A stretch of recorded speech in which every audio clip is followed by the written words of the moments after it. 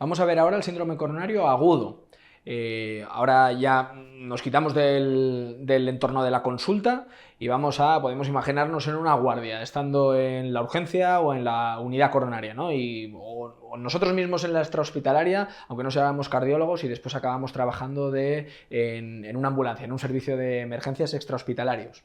Bueno, clásicamente, característicamente, este dolor, ya lo habíamos dicho, es una placa, la anatomía patológica es una placa que era inestable, muy inflamada y muy probablemente sin haber dado nunca síntomas antes o que ha empezado recientemente, 1 o 2 semanas atrás, pues la placa se rompe y el dolor que tengo pues es de las mismas características, pero no cesa y no ha empezado a ocurrir durante el esfuerzo, sino que ya lo tengo incluso de reposo.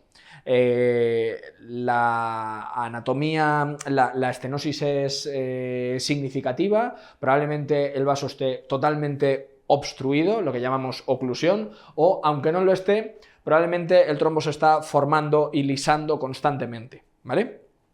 Entonces, lo primero que debemos hacer cuando atendemos a un paciente, ya sea en el hospital o en la extrahospitalaria, es hacer un electro en menos de 10 minutos. Esto es un electro en menos de 10 minutos desde el primer contacto médico. Esto ha sido ya, pues pregunta de Mir, vamos, es relativamente sencillo contestar esto. Fijaos que siempre nos vamos a referir, y ya lo decía en la primera diapositiva, como síndrome coronario agudo hasta que pues, no tengamos una analítica en la que, pues efectivamente, como ya pensábamos por el cuadro clínico, pues acaben elevando las troponinas y a eso lo llamemos infarto, ¿no? Merece la pena recordar que dentro de lo que es la cardiopatía isquémica aguda, el porcentaje de obstrucción del vaso pues permite predecir la arteria que está afecta. Dicho de otro modo, si el vaso está cerrado al 100%, o sea, si es oclusión, habitualmente en el electro lo que vamos a tener es una elevación del segmento ST y esa elevación del segmento ST sí que nos va a permitir predecir, en cierto modo, cuál es la arteria responsable, antes de hacer el cateterismo siquiera, que está produciendo el infarto del paciente. Sin embargo, si la obstrucción no es del 100%, si es una placa inestable pero el paciente conserva flujo, pues bueno, podremos ver alteraciones en el electro, test no sé cómo, test no sé cuántos, descenso del ST, pero no podemos poner la mano en el fuego, nunca deberíamos, pero no podemos aventurarnos tan fácilmente a decir cuál es la arteria que es responsable del cuadro del paciente.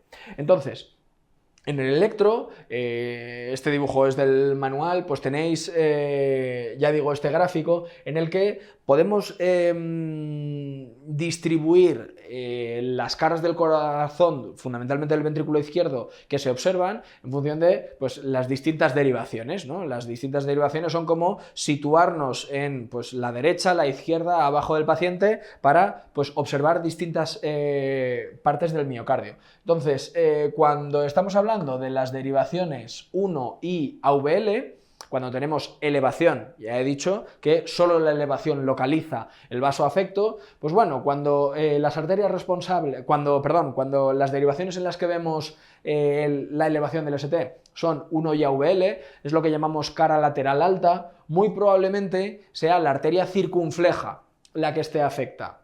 Si la arteria circunfleja es muy grande y acaba dando ramas posterolaterales o incluso la interventricular posterior, pues a ese 1 y AVL, pues en ocasiones se asocian cambios en V5 y V6, o si, ya digo, si la arteria es dominante, da la vuelta y da la interventricular posterior, que va pues por la parte baja del corazón, ¿no? Es la que también llamamos descendente posterior, pues estas derivaciones, las que miran el corazón desde la parte de abajo, 2, 3 y AVF, quizá también pueden tener elevación del segmento ST. Muy bien, eso es la circunfleja.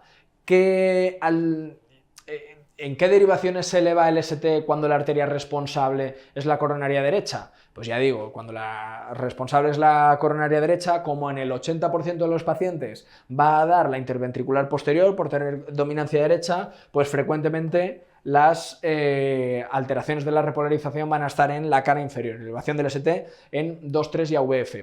Recordar también que frecuentemente la coronaria derecha da la arteria del nodo auriculoventricular. Entonces, una de las manifestaciones que en ocasiones también vemos es bloqueo auriculoventricular en el infarto inferior, en el infarto de coronaria derecha, y que pues es reversible generalmente, la mayor parte de las veces, si no hay necrosis ya, una vez abierto el vaso.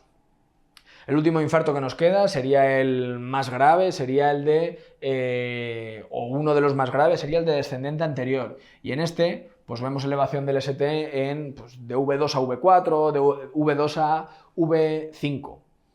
Hay unas manifestaciones en el electro que, aunque no son elevación del ST o en ocasiones no, pues sí que nos ponen un poquito nerviosos y son electros que tenemos que intentar reconocer. Los tenéis en el manual de electros también y más adelante tendréis unos seminarios de electros.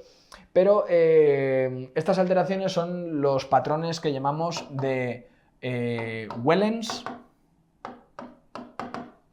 y de Winter. Estos dos patrones lo que reflejan es que la descendente anterior está, si no cerrada del todo, muy gravemente enferma, ¿vale? Aunque no sea en elevación del segmento ST, también localizan relativamente. El patrón de Wellens se traducen en unas Ts negativas muy profundas en derivaciones anteriores, como de V2 a V4, y aquí la arteria descendente anterior estuvo cerrada casi al 100%, o sea, cerrada al 100%, se produjo el dolor y el trombo se ha alisado y pues ahora se ha alisado naturalmente y ahora está abierta, pero tiene una estenosis severa. Eso es lo que suele traducir el patrón de Wellens. En el patrón de Winter lo que obtenemos son unas Ts, es un electro pues, de estas características, con un descenso del punto J y unas Ts muy picudas también en esa cara anterior. Habitualmente el patrón de Winter evoluciona en los próximos minutos a una elevación FETEN tal cual, y esto ocurre porque hemos pillado muy pronto ese electro. El paciente ha consultado muy pronto, hemos hecho el electro muy rápido y no tenemos todavía las alteraciones características que pues, son la elevación cóncava y difusa cóncava y que localiza una cara coronaria, no difusa, en carita triste, ¿no? En contraposición a lo que obtenemos en una pericarditis que es carita sonriente, ¿verdad? Elevación del punto J con segmento ST cóncavo. Muy bien. Decía que sí, que hemos hablado del patrón de Winter, del patrón de Wellens, y hay otro electro que también nos pone muy nerviosos, pero que en ocasiones es un poco difícil de reconocer. Es el patrón que llamamos de isquemia difusa, o que también podemos llamar patrón de tronco, ¿no? Que probablemente el tronco coronario esté afecto. Ese patrón es un electro que nos pone a temblar, es un descenso generalizado del ST, pues en 6-7 derivaciones y habitualmente ascenso en AVR o en ocasiones en V1, ¿no? Es un electro que sugiere algo muy proximal, o bien el tronco coronario izquierdo o bien la descendente anterior proximal, pero muy proximal están afectas y ya digo, es un paciente que se va a poner malo si no lo está ya muy pronto. Bueno, pues este algoritmo lo tenéis en el manual, vamos a ir desgranándolo. Paciente que consulta por dolor de características isquémicas pero en reposo, electro en menos de 10 minutos y ya, plap, nos separa en estas dos ramas que tenemos. O bien síndrome coronario agudo con elevación del segmento ST, presupone que localiza la arteria y ahí la arteria está cerrada al 100% y tenemos que ir rápido porque hay miocardio muriéndose. O paciente síndrome coronario agudo sin elevación del segmento ST en el que pues hay una arteria que tiene una estenosis significativa pero muy probablemente el vaso no está ocluido al al 100% y, pues bueno, con ligereza, pero no tan rápido. Vamos a seguir por aquí. He dicho elevación del segmento ST, y eso es correcto, es elevación persistente del segmento ST, y ya digo, otros electros que podemos encontrar son los bloqueos de rama. No porque la cardiopatía isquémica produzca de forma aguda bloqueos de rama, o no siempre, o no porque el bloqueo de rama sea doloroso, sino porque cuando alguien tiene bloqueo de rama, la repolarización está alterada. Y evaluar la repolarización, si no tenemos un electro previo de ese paciente con el mismo bloqueo de rama para comparar, pues puede ser un poco complejo. Entonces en la guía se optó por decir, bueno, pues a ti te duele el pecho, no tengo un electro de cómo es tu repolarización con tu bloqueo de rama, pues voy a interpretarlo como si fuese un con elevación del segmento ST, y ya veremos en el hospital cómo lo manejamos. Entonces, lo primero que tenemos que preguntar al paciente es cuánto tiempo lleva con el dolor de pecho, ¿vale? A menos tiempo lleve, potencialmente podremos salvar más miocardio, y el límite más o menos viene allá en los 2 días. Por debajo de las 12 horas, mucho mejor.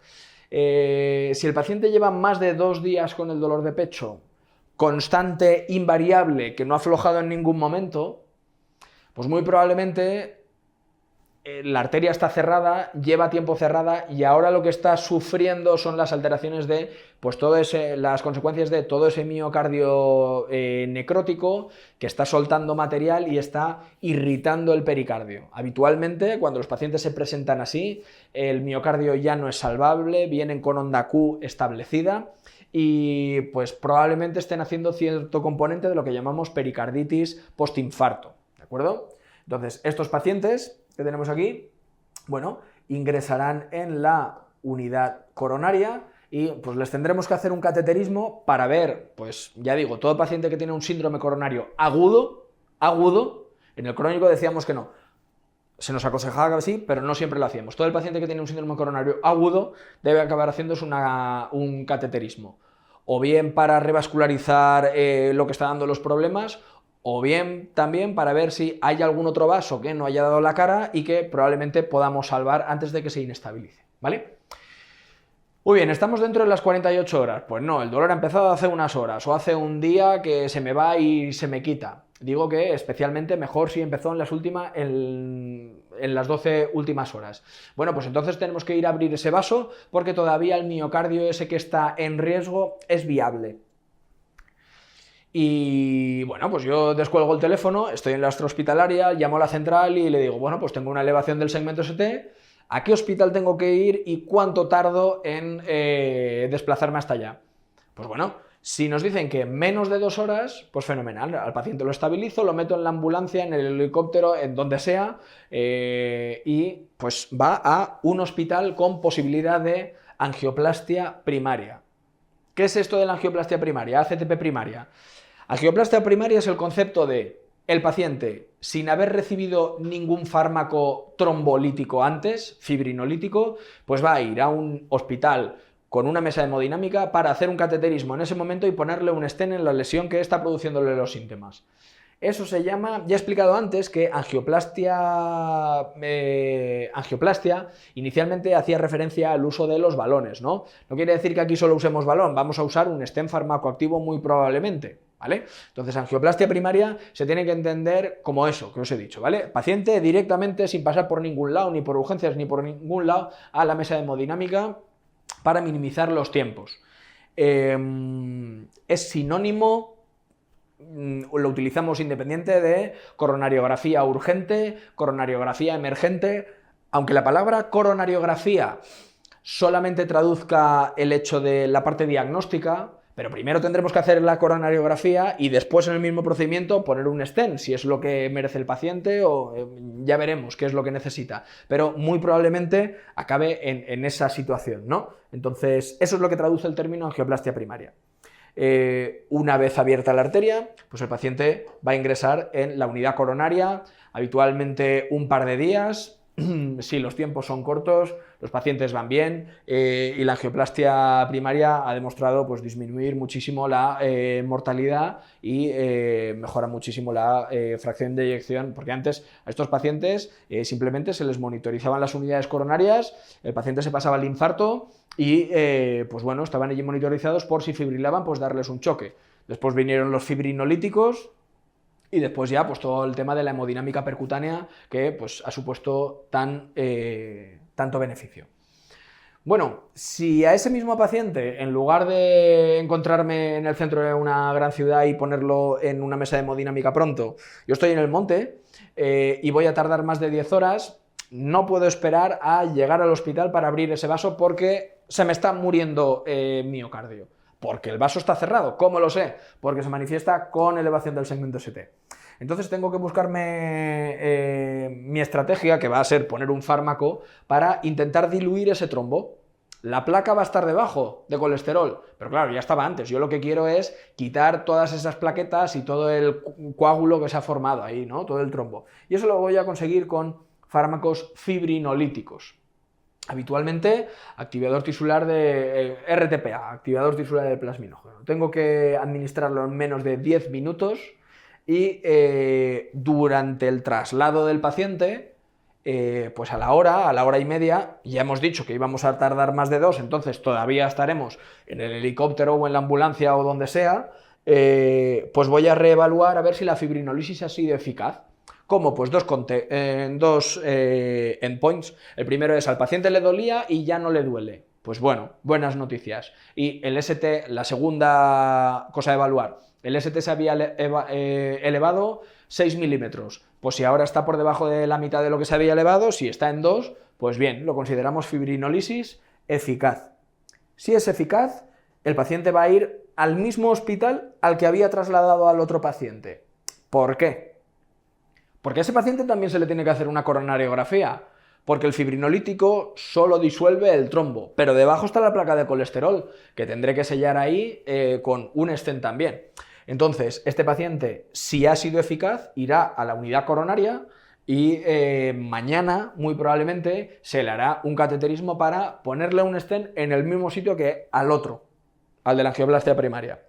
Pero bien, ¿qué pasa si la fibrinolisis no ha sido eficaz? Pues bueno, lo que tenemos que hacer es, el paciente llegará al hospital, al mismo hospital que van los 3 pacientes de esta rama, ya digo, pero llegará cuando le toque, pues cuando llegue el medio de transporte en el que está siendo transportado, yo preavisaré al hospital, oye, que he hecho una fibrinolisis, no ha sido eficaz, estamos llevando al paciente, llegamos en 40 minutos y allí estará recibiéndole en la mesa los compañeros de hemodinámica y sin pasar por urgencias ni nada, ni pasar por la unidad coronaria, irá directamente a lo que llamamos angioplastia de rescate.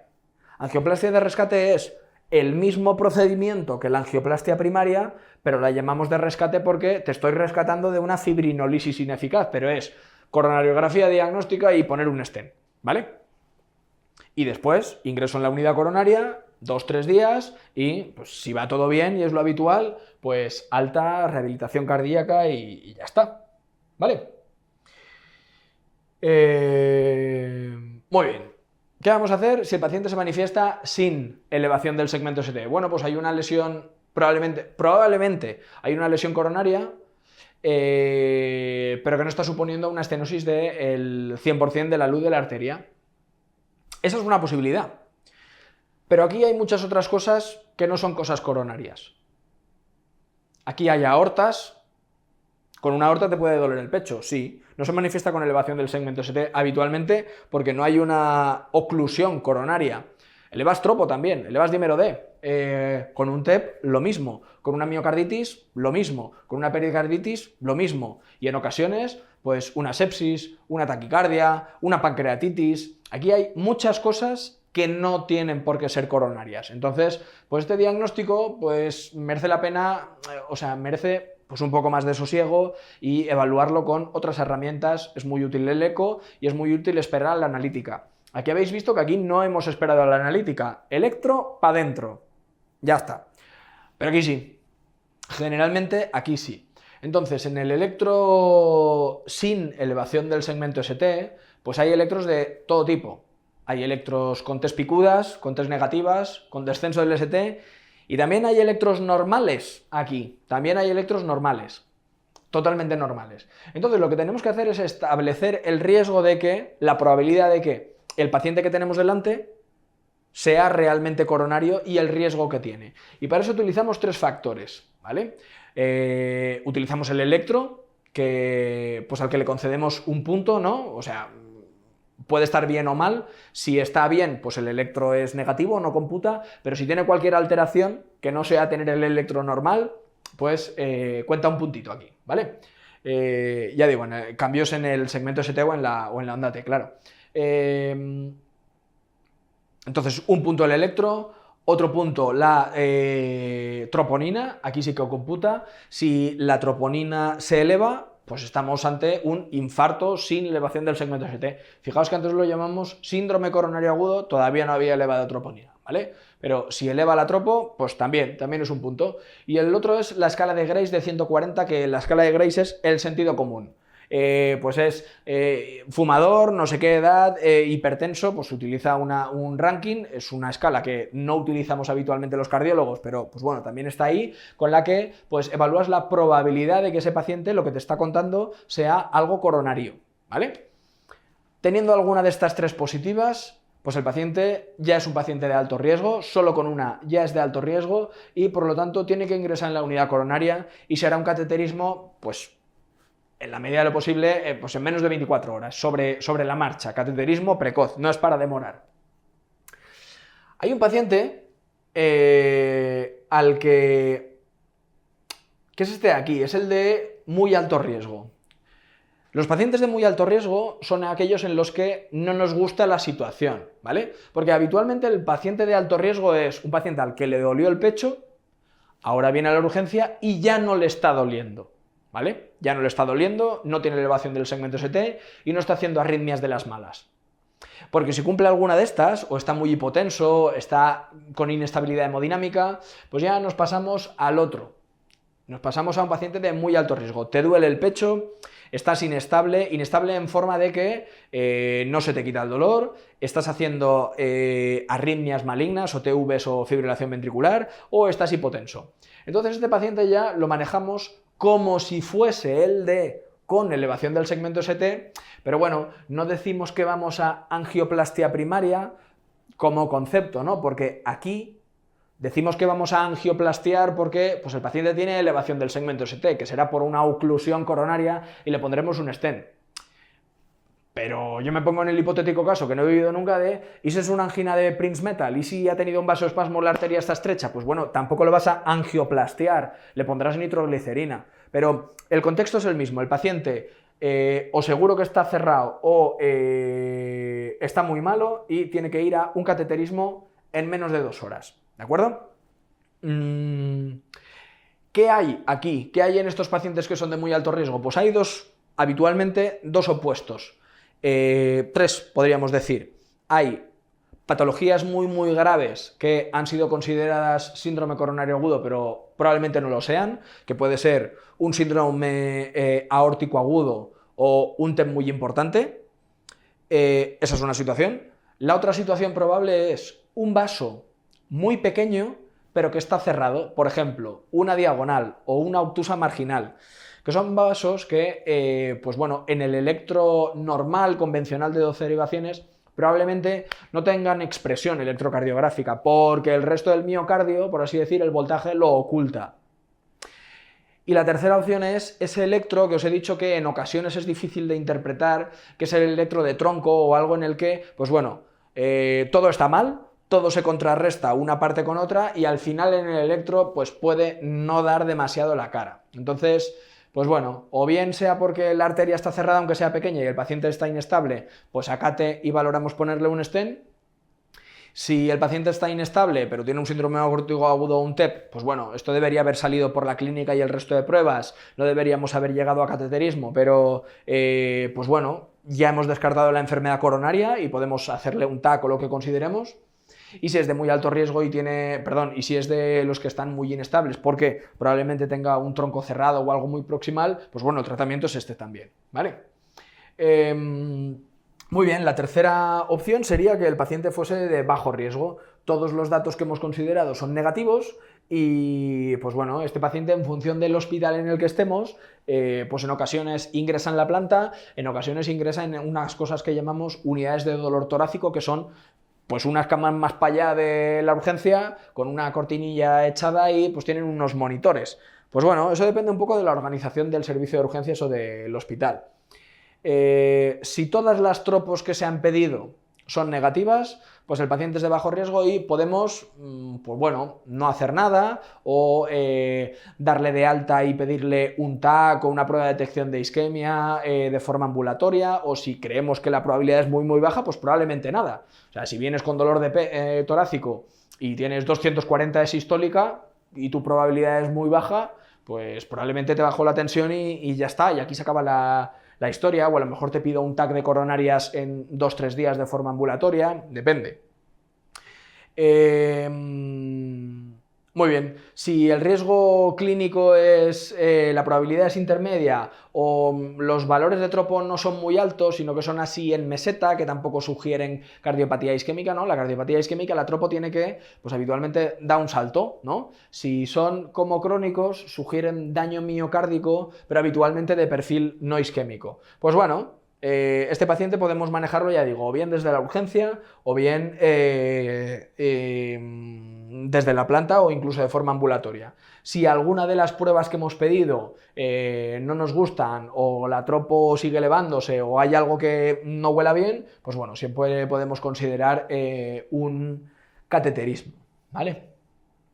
Hay algún puntito sobre este algoritmo que, pues bueno, vamos a ir metiendo aquí porque me parece más útil ir referenciándolo sobre el esquema para incidir en el momento en el que se realiza cada una de las medidas. Entonces, yo recibo al paciente que tiene, pues me huele a infarto, ¿no? Me huele a síndrome coronario agudo, y lo primero que tengo que hacer, si no lo tomaba ya en casa, es cargarlo con una dosis de ácido acetilsalicílico de 300 miligramos.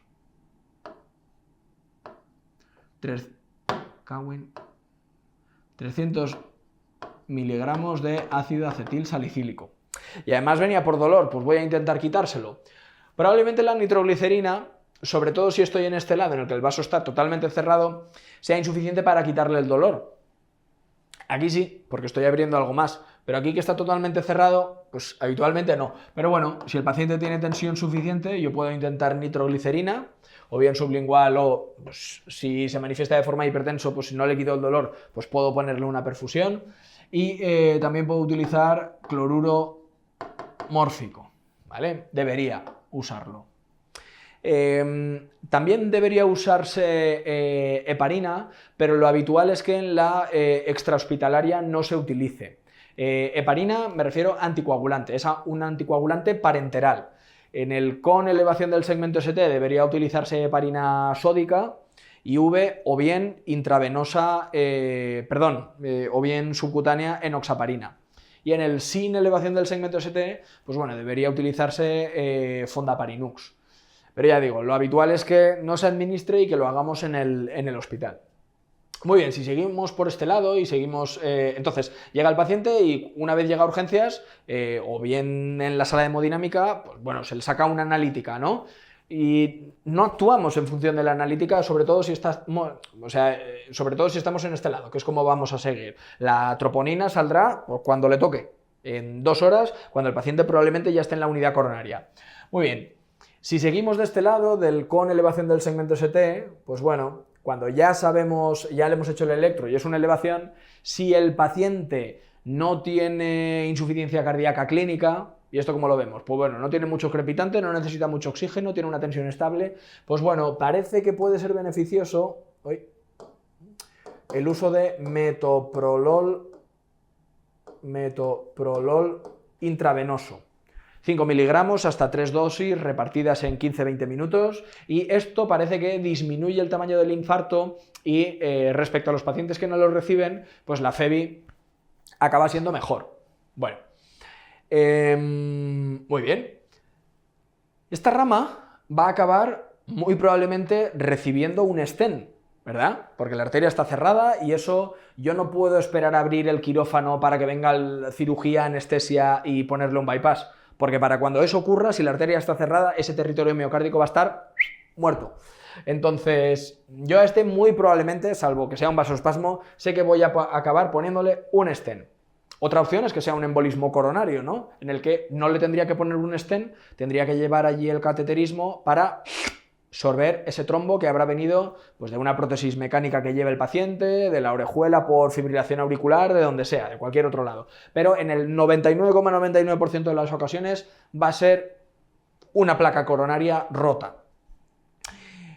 Entonces, sé que voy a acabar poniéndole un stent, por lo tanto que, como el stent va a estar en contacto con la sangre, tendrá que recibir un segundo antiagregante para que las plaquetas no se peguen ahí, estén antiagregadas. Bueno, pues ese segundo antiagregante, ¿cuándo se pone? Pues antes lo poníamos al diagnóstico, pero las últimas guías, y es probablemente lo que os pregunten, nos dicen que ahora vamos a hacerlo aquí, que no hay beneficio de hacerlo antes. Entonces, no durante el traslado, no, sino que una vez estemos en la sala de hemodinámica, hayamos hecho el cateterismo y veamos que efectivamente, como pensábamos, hay una arteria que está cerrada, ahí machaco la medicación, se la doy a beber al paciente, que esto es oral, y ya está, ¿vale? Ahí es cuando se inicia. Hay 3 fármacos probables, son el grupo que llamamos inhibidores de P2Y12. Y hay 3 fármacos que son Prasugrel, Ticagrelor y Clopidogrel. Son los que se meten aquí. Y este es el orden de preferencia que tenemos. Lo mejor es Prasugrel, después Ticagrelor y para los pacientes más frágiles podríamos utilizar Clopidogrel, ¿vale? En ocasiones utilizamos al principio Clopi o Tica por ciertas propiedades farmacológicas, especialmente el Tica, y después, de cara al alta, le cambiamos a Prasugrel. El paciente ideal, robusto, por debajo de 75 años y con peso suficiente, por encima de 60 kilos, sin antecedentes de ictus, debería recibir Prasugrel. El paciente más frágil podría recibir Clopidogrel. Una cosa que no os había dicho antes es que dentro de las 48 horas la terapia de reperfusión con fibrinolisis solo está indicada si el dolor empezó hace menos de 12 horas, ¿vale? Ahí es cuando la fibrinolisis obtiene su beneficio, si no, no es útil, ¿vale?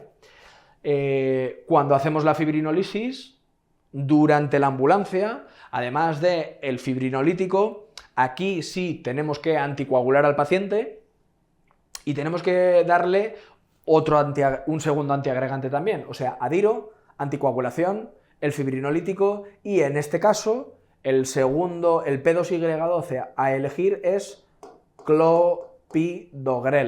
Clopidogrel. Vamos, hacemos el cateterismo y antes del alta con el Clopidogrel, o sea, hacemos el cateterismo porque tengo que sellar la estenosis coronaria, ¿no? Aunque la angioplastia ya ha sido eficaz. Entonces, antes del alta se le hará un cambio de Clopidogrel por alguno de los otros, o bien Ticagrelor o bien Prasugrel idealmente, ¿vale? Muy bien. Hay otro concepto que es el de arteria responsable del infarto. Yo hago la angioplastia primaria y pues me encuentro que la descendente anterior está cerrada al 100%. Pues tú le pones ahí un stent y las otras ni las miras, ¿vale? Las mirarás mañana o pasado antes de darle el alta al paciente, porque el paciente se tiene que ir con revascularización completa, no del vaso que le dio los síntomas, que ese ya lo has tratado en el evento agudo, sino del resto de anatomía coronaria también. Revascularización completa de las lesiones que sean significativas y que produzcan isquemia. Entonces, bueno, tú haces el CATE, como decía, DEA ocluida 100%, pones un stent y el paciente a la coro. Y mañana En la sesión comentaremos, bueno, pues este paciente, el infarto de ayer de madrugada, pues tiene una lesión severa en la derecha y una lesión severa en la circunfleja, que son para revascularizar. Pues muy bien, en lo que llamamos un segundo tiempo, durante el ingreso, a ese paciente se le repetirá el cateterismo para ver si esas lesiones son importantes y hay que ponerles un stent ahí también o no. Pero no durante el evento agudo. Durante el evento agudo, solo la arteria responsable del infarto.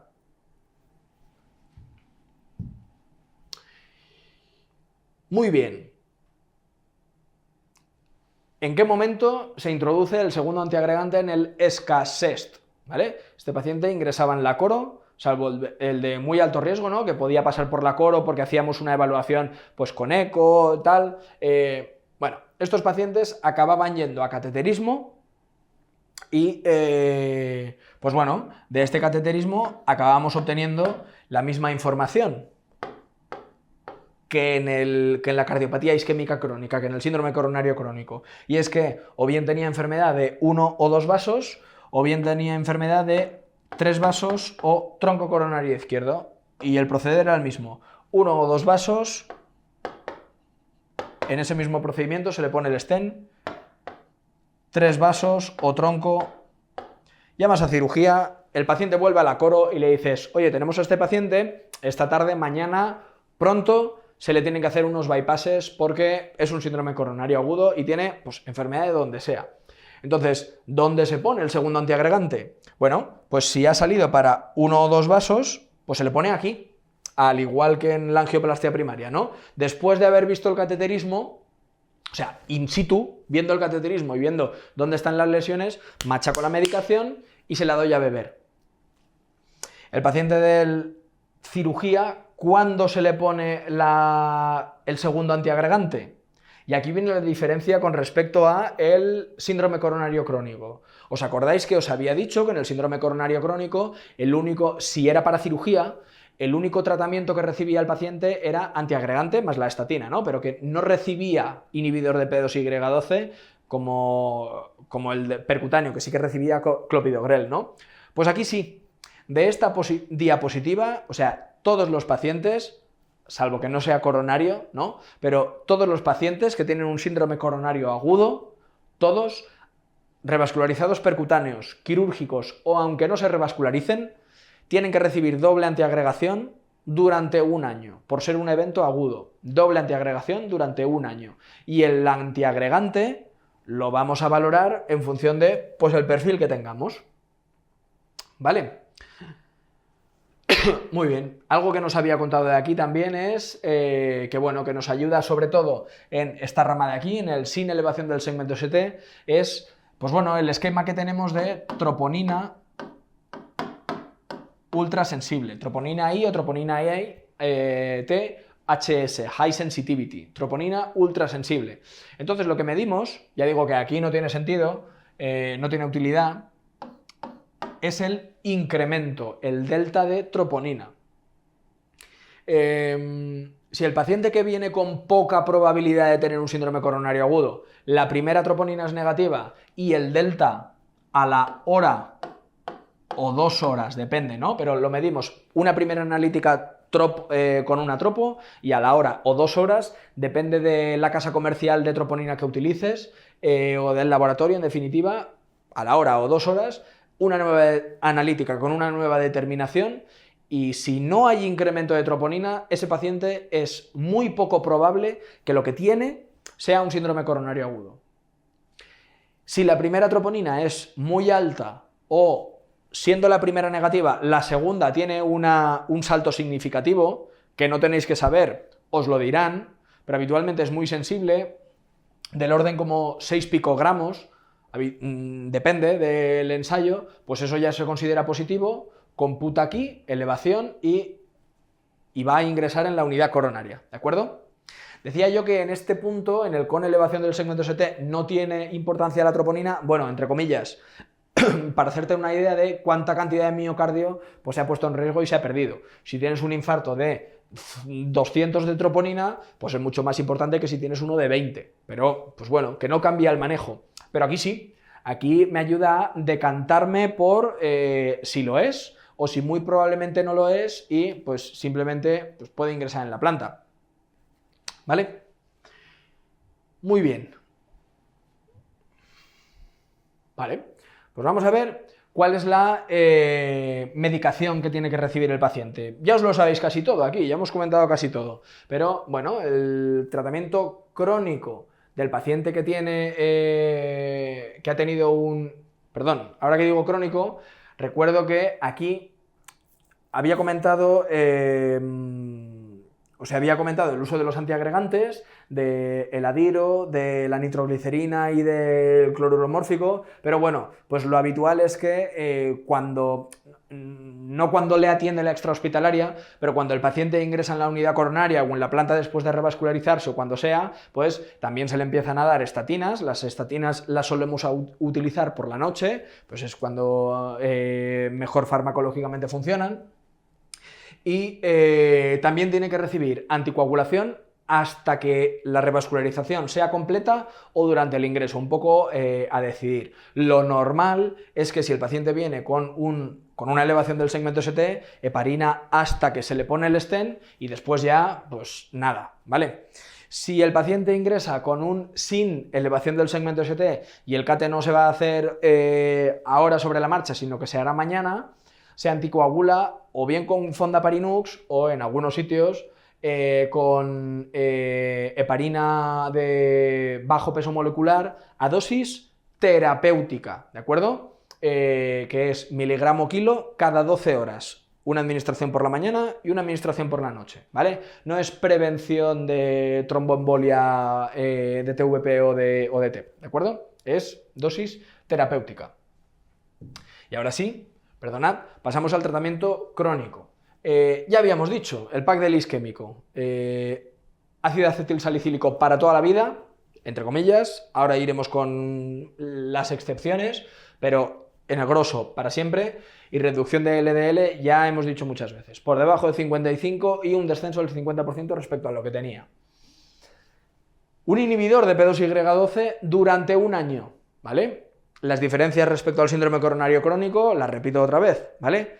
En aquel solo si ponías stent, si iba para cirugía no, siempre era clopidogrel y solo durante 6 meses. Aquí todos, cualquiera, aunque no lo revascularicemos, aunque sea cirugía, y durante 12 meses. Ya hemos dicho, orden de preferencia, prasugrel, ticagrelor y después clopidogrel.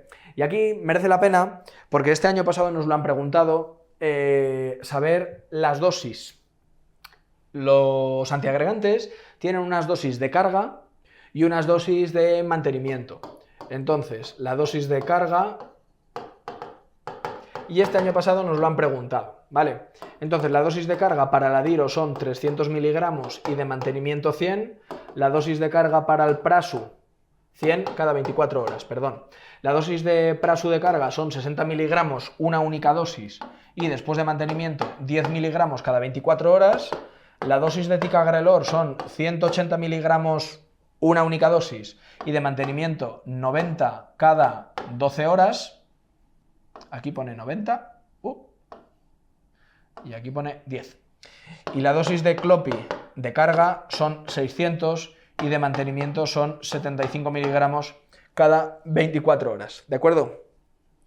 La pregunta era de reserva, estaba mal redactada, pero pues bueno, preguntaban esto.